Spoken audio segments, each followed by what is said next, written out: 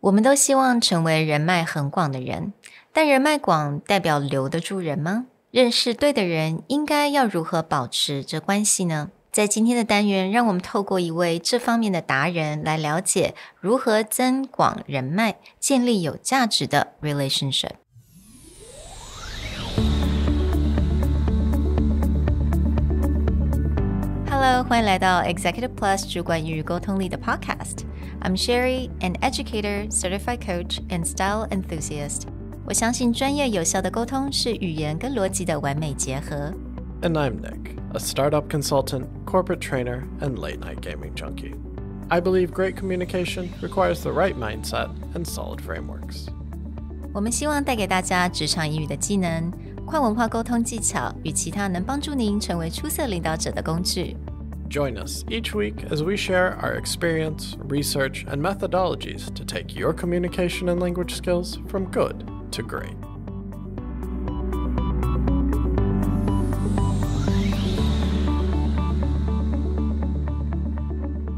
Hey everybody, welcome back to the Executive Plus podcast. Today's episode, we want to go over some really solid advice that I read in an article by a top investor for first-round capital.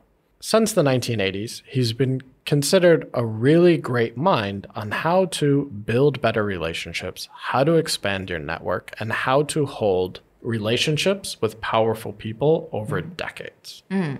我们在职场当中，我觉得每一个人一定都相信人脉是非常重要的一个工具。那到底要怎么样增广你的人脉，但是要留得住这一些人，而且是跟非常有价值，然后呢他能够给你所需要的东西的这些人，能够怎么样跟他们做这些连接。 I think this is something that everyone is trying to do every single day, and yeah, we all need someone who is well connected, and we all want to be someone who is well connected.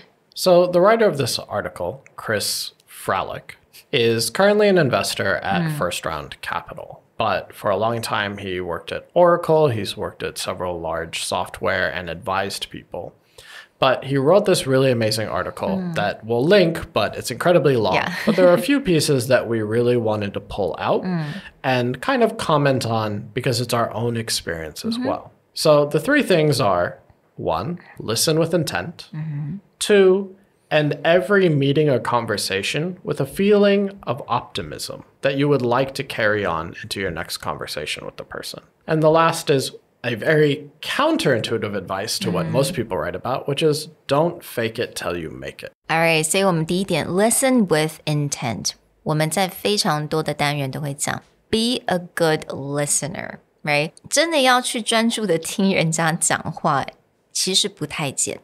因为有的时候我们在工作上面，或者我们有一些问题想要问，我们都会一直在想自己等一下要讲什么，自己有什么 input， 自己有什么 feedback， 会让人家觉得it's really impressive， 所以我们就不会好好的去听人家在说话。You've heard us talk about this in interviews. You've heard us talk about this when it comes to how to do coaching properly as opposed to consulting, that listening is the most key function. But there's a difference between not talking and letting other people talking and actually listening with intent. And part of that is you still need to make the other person feel like there's kind of a feedback loop. Yep. So, for example, on a conference call, in a phone call when you can't see them, if the other person's just dead silent, you don't assume they're listening. You assume that they're, off playing video games or they're just gone mentally. Chris talks about something called backchanneling. And backchanneling is very simply like offering short responses, like the yeah, totally. But it's also the intention of making someone feel like you're listening, but also not having the intention that I should jump in there. Like I'm not looking for a moment where you're like, oh yeah, okay, let me talk about my experience. Yeah. Your intention with listening with intent is not to jump in and give advice. It's to actually let a person either brain dump all their ideas or all their emotions, and then maybe coaching style help them build it back out. 我觉得在美国这个文化，我们常常会做这个totally, yeah. I mean, I do that all the time. 可能 Nick 已经把我 edit 掉非常多。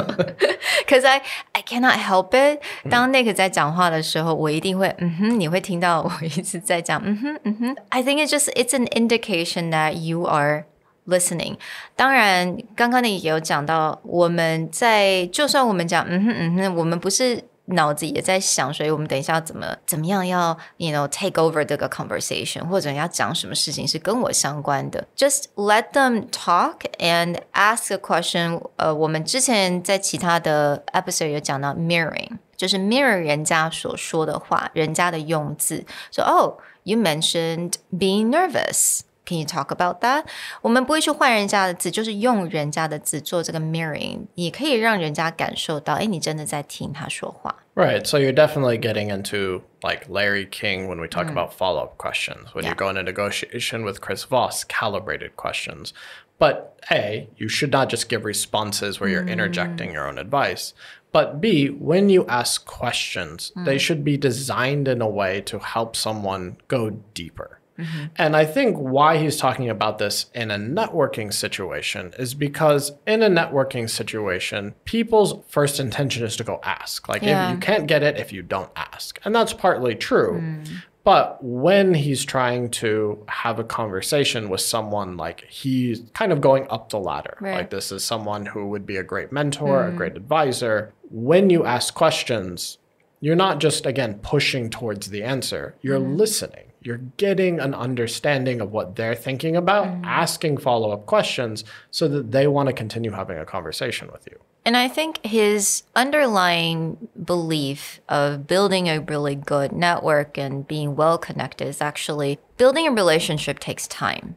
他绝对有这部分的认知，就是当你在做这个人脉，你在建立人脉的时候，它是需要时间的，不是说马上你这个5分钟你就可以得到这个人长远的这个 friendship. So it takes a lot of time and effort. 所以当你是一个很好的 listener， 很好的听众的时候，对方一定会感受到他被受尊重的 right?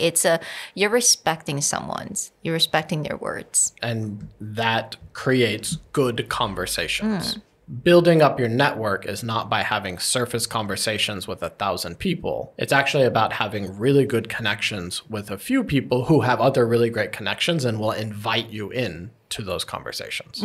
So let's look at the second thing he talks about. End every meeting or conversation with the feeling and optimism you'd like to have at the start of your next conversation with that person. Now, that's a really long sentence. It sounds a bit complicated.But the idea is anytime you have a conversation, even if it ends with no, do not just walk away. Maybe you're not burning a bridge. You're not getting angry and be like, how dare you say no to me or what? You're giving up this great opportunity. But walk away trying to maintain contact where the person goes, that was a really great conversation. In his case, as an investor, there may be a lot of people that he'll just be like,this is not a place that I invest in, or this is not a right time for me to invest in your company. But then he says, but any founder who goes, thank you for your time. If you have any questions, I'd love to give you a follow-up and show you what we've done. You can respond or not, but I really would like your advice. He goes, I'm going to remember that person. Maybe I said no now, but again, maybe a year later, it's a good person to follow up with. 所以我们如果在 interview 好了，我们面试没有得到这个工作机会，我们问老板有没有这个 promotion 的机会 OK 没有，这并不代表永远都没有 right? So eventually maybe sometime down the line the opportunity will come again. 但是这个时候就是靠你要怎么样去 build 你跟这个人的关系了。So sending them a really quick email, 我觉得他这边给的这些 example 非常的好，就是一个 follow up email 就这样就好了，几句话非常简单。Thanks for looking out for me. Thanks for letting me know. Or thank you so much for this time and opportunity. And I really wish that we will be able to work with each other or work together in the near future. And just let me know if you have any time to have a coffee. It would be great. 我觉得就是简单的去 follow up 一下，感謝人家，感謝他們給你這些時間，但是還是 maintain 這個 relationship. And this is why, again, in the heading of his bullet point, talks about with a feeling and optimism you'd like to have. Because if you've ended it with that kind of high note, even if it's a year later, 6 months later, when you enter the conversation, they'll still feel like it ended well. They won't be like, why is this person emailing me again? That was a terrible, like I rejected them, they didn't respond, or they didn't really follow up very friendly wise. It's not going to inspire like, oh yeah, this is great. This person's emailing me again.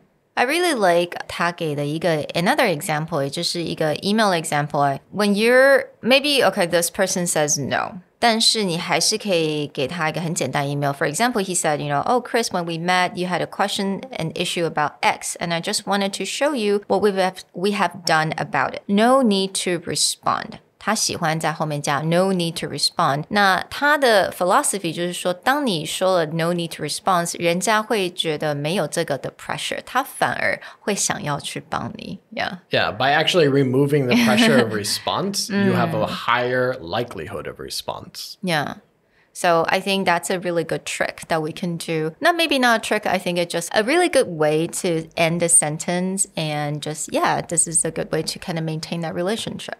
Let's look at his last piece of advice, although it's not actually the last piece of advice in the article, but it's something that really kind of grabbed us, which is this very against what people have talked about for the last 10, 20 years, which is don't fake it till you make it. It's very against American culture, I think, if you will, right? I mean... Well, I literally listened to a speech this morning, and his very last point was have confidence, fake it till you make it. Yeah, I mean, okay. 我知道这个东西啊，这个点对于很多我们亚洲人来讲有一点点难去执行，因为我们亚洲的文化是 be humble, right?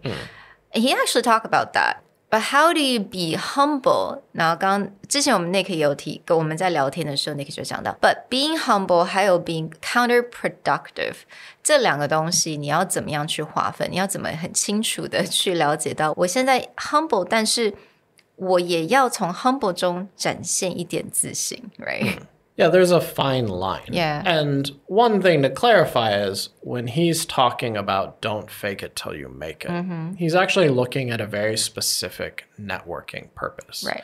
Which is some people like to be humble and have humility, but they do it in a way to like kind of shy away. Yeah. That doesn't mean don't be confident, especially when you're talking to these top people who maybe you want to network with. But when he says don't fake it till you make it, he's looking at the idea that you shouldn't fake confidence in having a conversation with someone.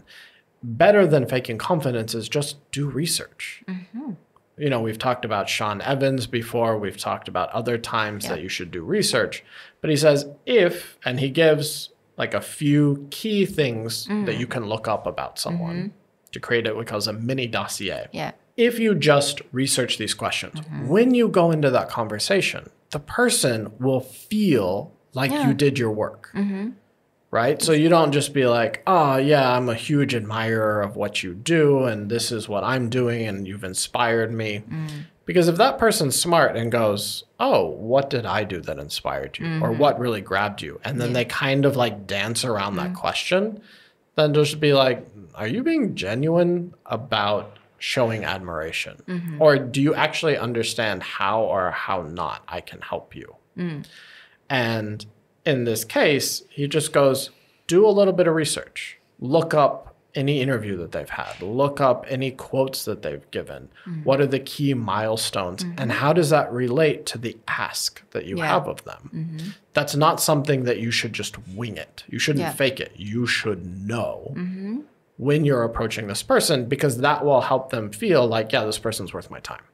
Absolutely. 所以我们可以很 humble, 但是我们也可以做足功课。当你做足了功课，你自然而然你会有你的自信就会出来了。So when you're asking questions, when you're making comments or making a statement, your confidence will show through.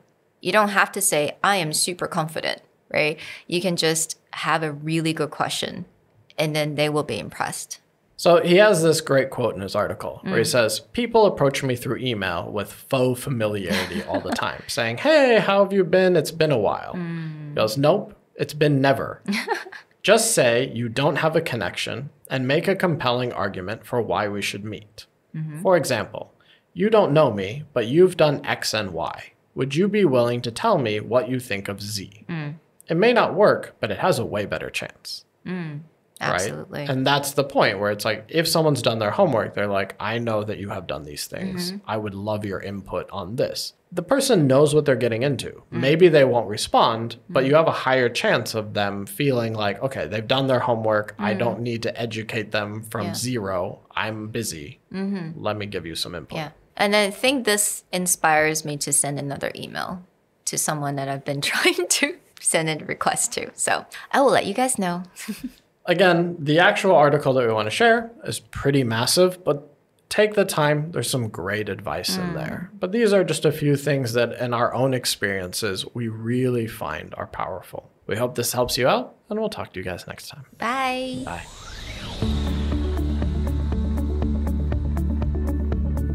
The Executive Plus podcast is a Presentality Group production, produced and hosted by Sherry Fang and Nick Howard. You can search us on Facebook, 主管英文 Executive Plus. You can also find us on Instagram, Communication R&D, and email us at sherry@epstyleplus.com.